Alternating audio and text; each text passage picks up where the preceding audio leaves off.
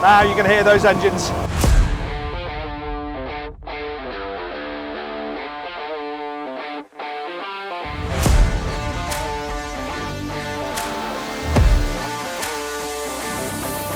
Yeah, that feels good. This is the Flipper 900 DC. Now, these boats are built in Finland, and this is a flagship. Prices start from 177,000 euros. To this spec, this boat's around 220,000 euros. I'm Jack Haines. Welcome to YachtBuyer. Right, let's get her going.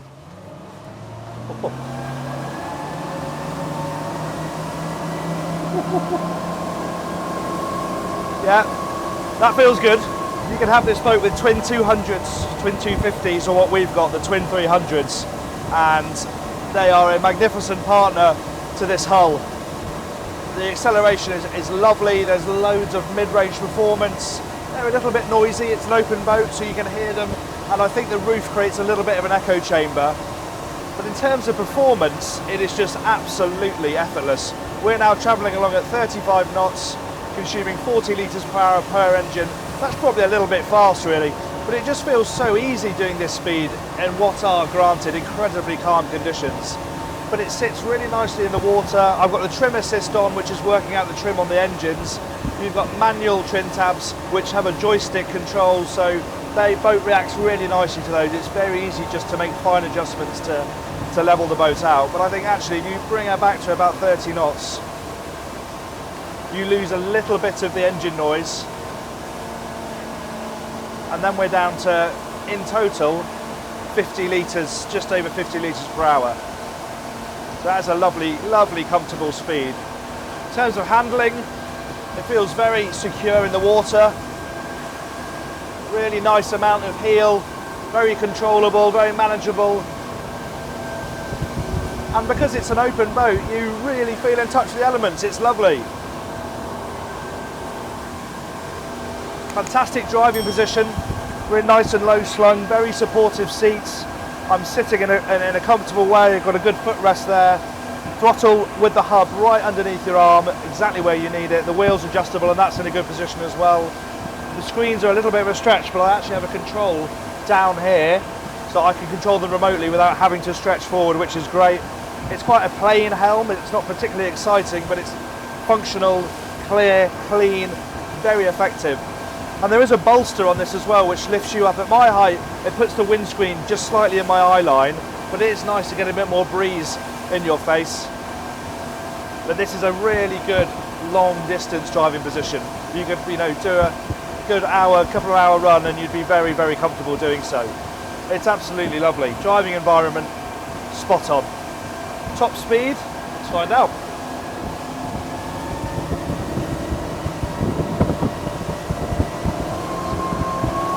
Now you can hear those engines.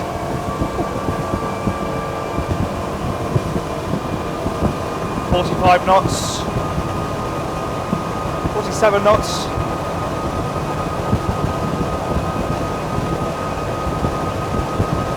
I'm just going to trim her up a bit manually because the auto trim.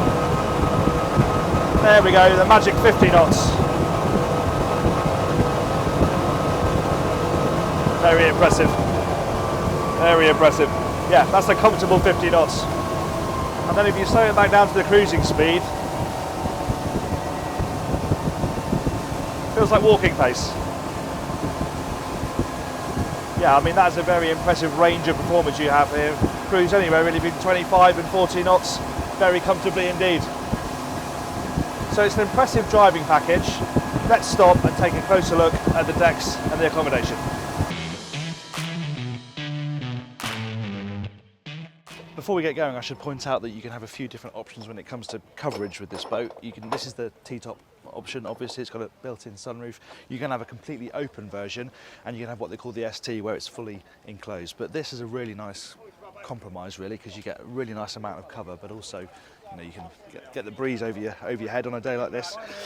Moving on to the more practical side of things, it is an incredibly practical boat. It is loaded with storage. Under here though is actually the stern anchor. That's an ultramarine anchor as well. Very nice bit of kit that is. And then this hatch lifts up here and you've got some fender storage in there. And effectively, most of these hatches under my feet in the cockpit all lead to some bit of storage. This is a particularly large storage locker here. That full width lifts up, really nice and deep, nice and long, really, really useful area that.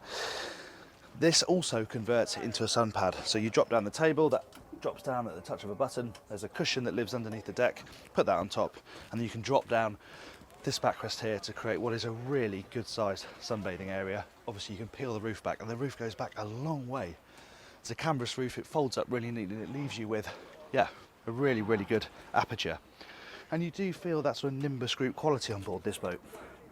Everything feels really solid, nicely put together. Things like having soft close mechanisms on the drawers. All the mouldings are very nice. Everything's locked down with latches so it can't rattle around or open when you're out at sea. Obviously this is your galley, wet bar. There's no galley down there, so the cooking, preparing of food will be done up here.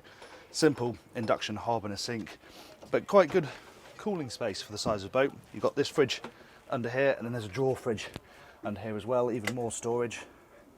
And this is a really good storage locker. I love the way you access it, it's really easy.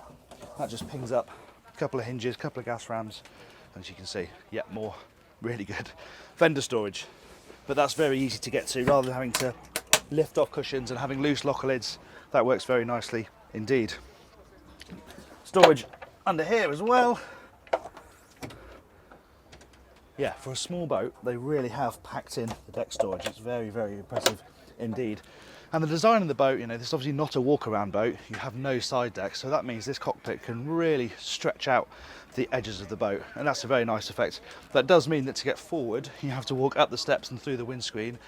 They have this hatch here that you can lift up to get through, but it's not on a ram, it doesn't hold itself open. That is a bit awkward. They could do with making a better solution for that, because you need it to lift up so you don't bang your head when you go through. But yeah, at the moment that doesn't work brilliantly. Over here you can see this is the sort of second navigator position. You've got really good amount of swivel storage here, very useful just to chuck your loose odds and ends. Good handrail here, and it's nice that this person gets the same style seat as the guys over here. So you have nice supportive edges, you've got a bolster function. It's a really good, well protected, for an open boat, well protected seating position. So look downstairs.